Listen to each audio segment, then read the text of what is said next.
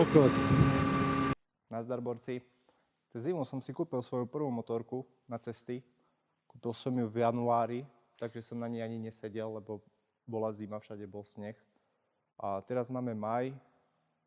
Najazdil som na nej už asi 1000-1200 km a vôbec nejde zle. Si myslím, že to je pre začiatočníka úplne ideálna motorka. Vyzerá to nejak takto. No je to nejaký takýto pekač. Nemá to ABS-ko, nemá to trakciu, nemá to žiadnu elektroniku, ani dojazd mi neukáže, len rezerva sa mi rozsvieti. Má to 180 koní, je to liter, takže si myslím, že celkom ideál pre začiatočníka. Nejakých 190 kg by mala mať natankovaná, tuším. Niečo okolo toho čísla. A po tých 1200 km, čo som také zistil. Žere to jak kurva, nejde to zle. No tak toľko k tomu, ja sa idem prezliecť a ideme na to. A ešte sa vám musím priznať, včera som natočil video už o tejto motorke a doma som zistil, že bol na piču nastavený mikrák, tam ma skoro jeblo. Všetko do koša. No okej, mikrofón som mu testoval, vyzerá byť, že to ide celkom dobre. Jak veľa aut na to, že je nedela. Mohol som ísť.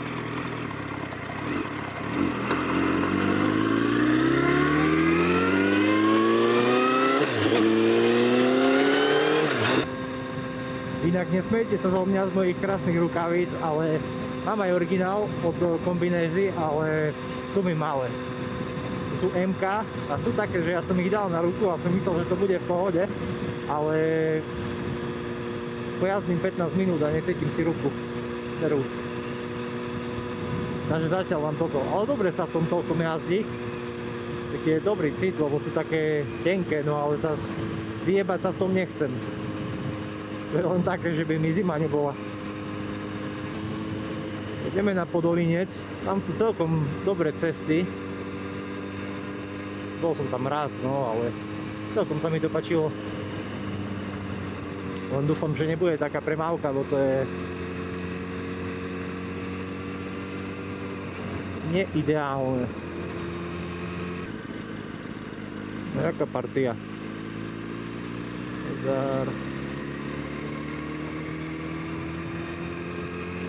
V takej veľkej partii som sa ešte nevozil, max čo dvaja sme boli. Ale veľa ľudí, čo som počul, tak že už keď je viac ľudí, že to je také celkom na hovno. Treba dávať pozor do späťákov. Každý má iný jazdný štýl. A uvidím.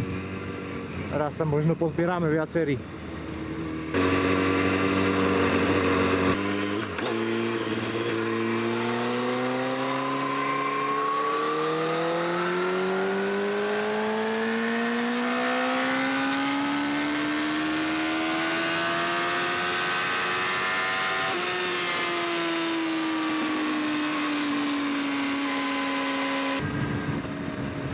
Ty kokot. A to čo bolo?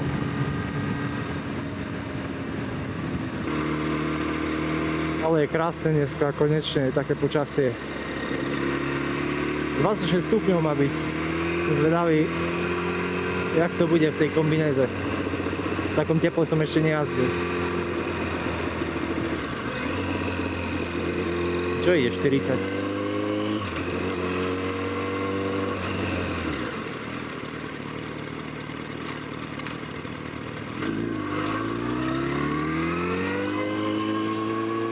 Dedo starý. Už to vysvetľuje všetko.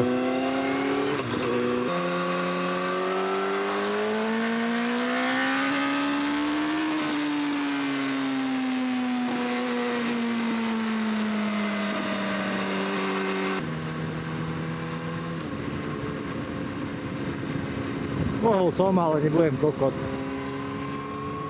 Neponáhľam sa nikde. Môžem sa kúpať.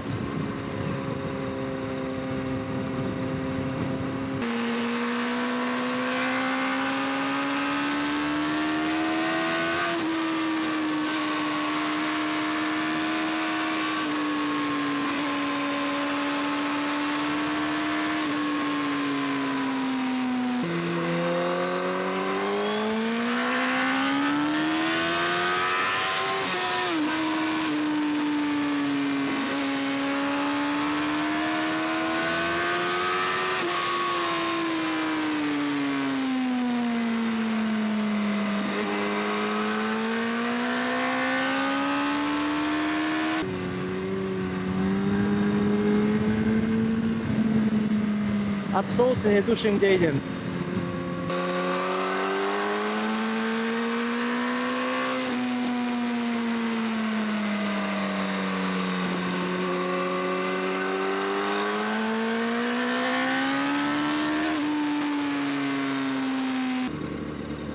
Počkaj, toto je Podolinec?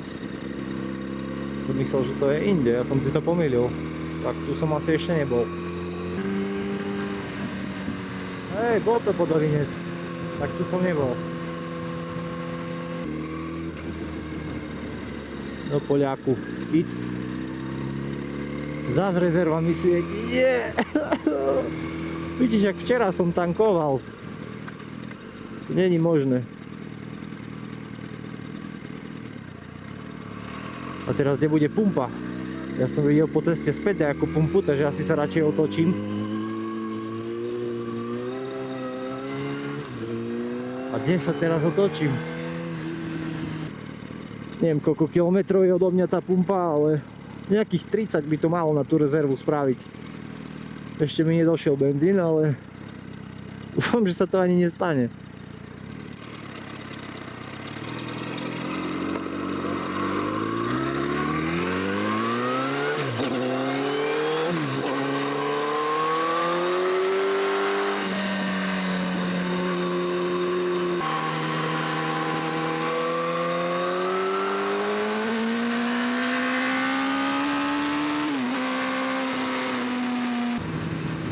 To je pumpa? Asi hej. Hej. A na záchod mi treba.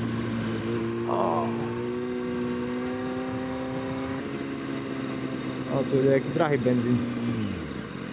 7 centov či 8 drahší. Tak tankujem.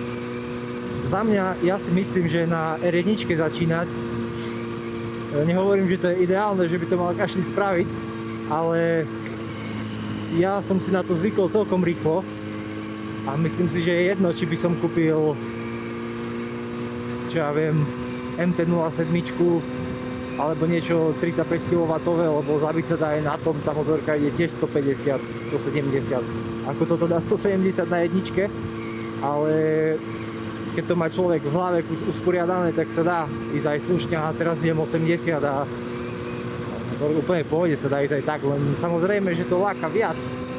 Láka to viac ísť rýchlo a čo je také najnebezpečnejšie, by som povedal na tej motorke, je, že to strašne filtruje rýchlosť. To po diaľnici, samozrejme nemeckej, neobmedzenej, ide človek 200 a na pocit, že ideš 130, normálne predpisovo, len no, vidno to, že tie auta sa obiehajú, ale ten pocit nie je taký, že idem rýchlo.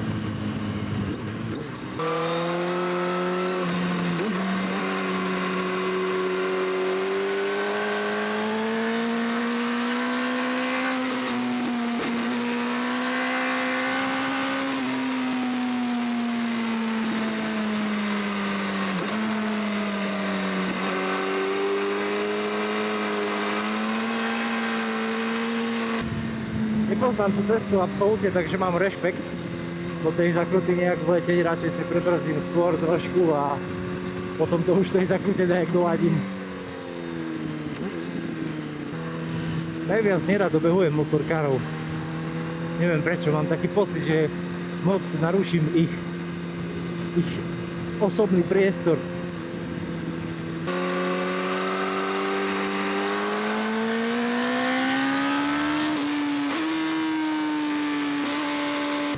Neskutočne veľa motorkárov je dneska. Normálne už sa mi nechce zdraviť, však to nie je možné dneska. Motorkár za motorkárom.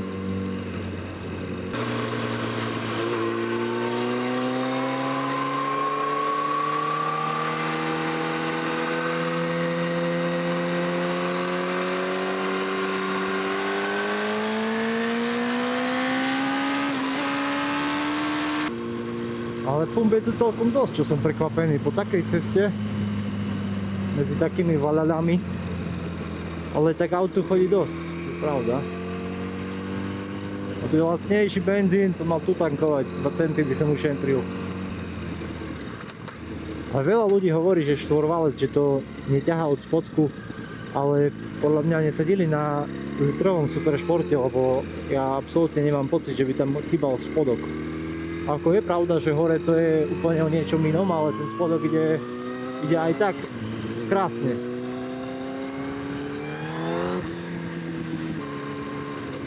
Kto vie, jak to ide taká trojkolka? Či to má ťah? Ale musí sa na tom čudne jazdiť, ja by som sa bál, že sa to prevráti. Ako široké to je dosť, ale čo ja viem. Ale by som možno radšej štvorkolku. Ale za štvorkolka na ceste to je utrpenie. Pre tú štvorkolku, na nej sa sedí dobre.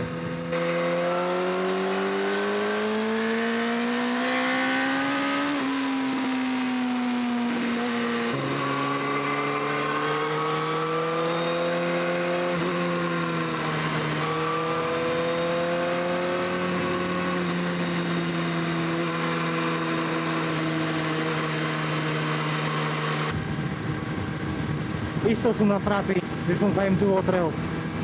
Lebo mali pekne rozostupy a ja som im to celkom pokazil. A čo už. Ja len prechádzam, chlapci. Nehnevajte sa na mňa.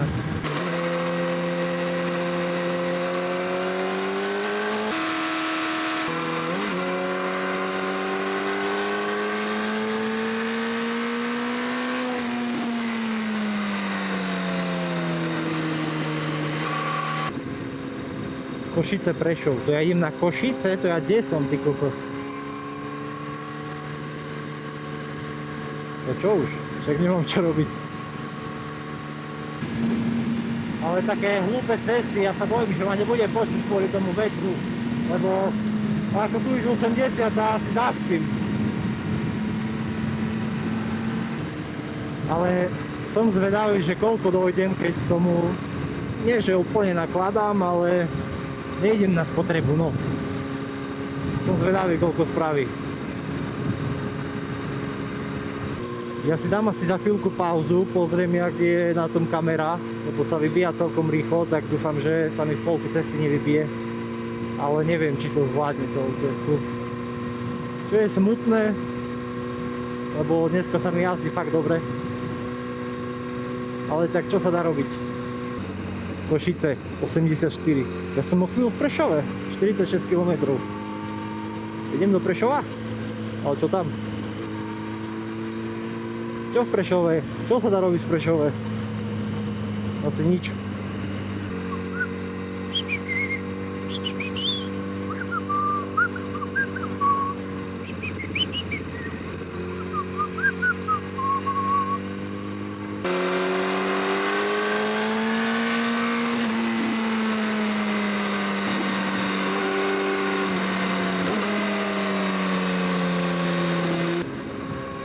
Napíšte mi dole do komentárov, na čom ste začínali vy. Či aj vy ste začínali na litri alebo 600, alebo ste začínali len úplne na nejakom slabom žadovi.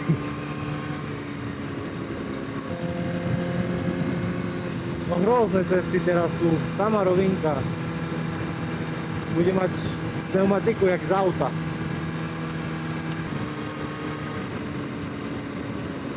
Čo je tam? Chcem ísť tam. Neviem prečo, ale chcem ísť tam. Kde sa otočím?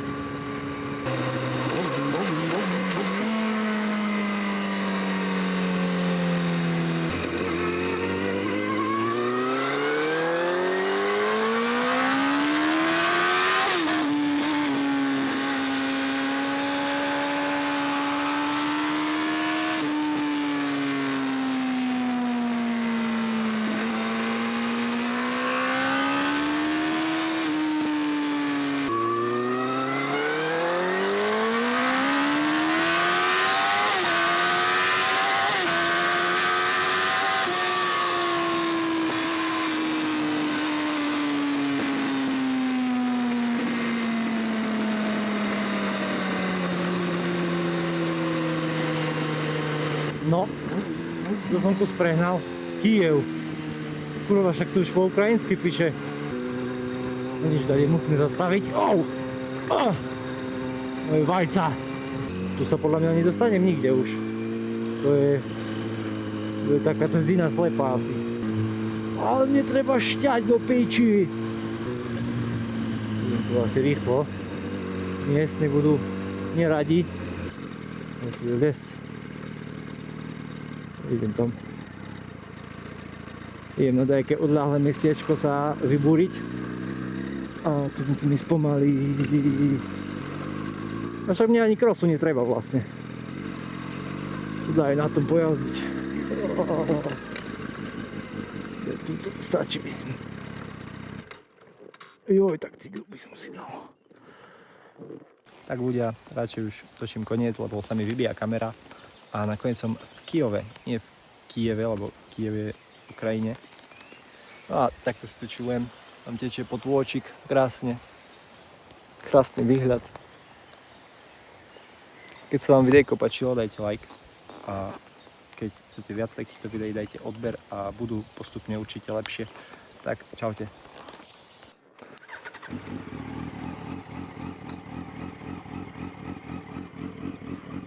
No, tak mám tam ešte posledných 10% baterky, tak ešte niečo natočím. Ale až na domov mi to určite nevyjde. A ja sa domov ešte nechystám, takže na 1000% mi to nevyjde. Nevadí. A samé bláto. Teraz čo? Opa.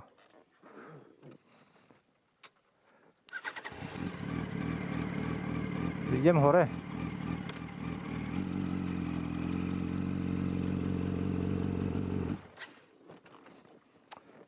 Jo.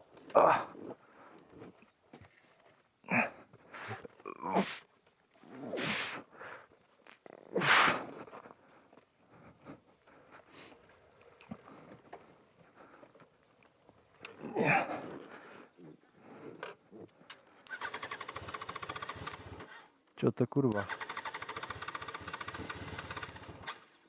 No do piči.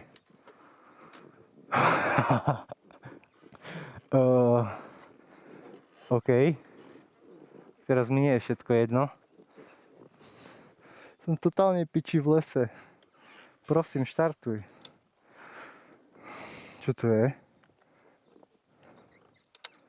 Že teraz šla do piči. Ty kokot! To čo bolo? Čo to bolo?